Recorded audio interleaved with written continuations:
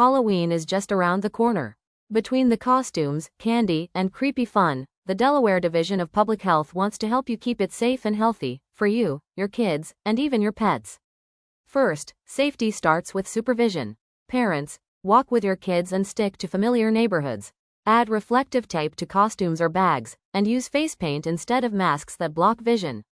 Before anyone digs in, check treats carefully. Throw out anything that's unsealed, looks spoiled, or that your children are allergic to. And remember, no hard candy or gum for little ones. Want to keep it healthy? Try fun swaps like mini bags of pretzels or fruit, granola bars, or trail mix.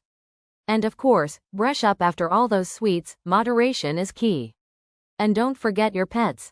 Keep candy, especially chocolate, far away from furry friends. If you dress them up, make sure they can move, breathe, and see comfortably. Keep them away from open doors and lit candles. This Halloween, keep it safe, sweet, and fun for everyone.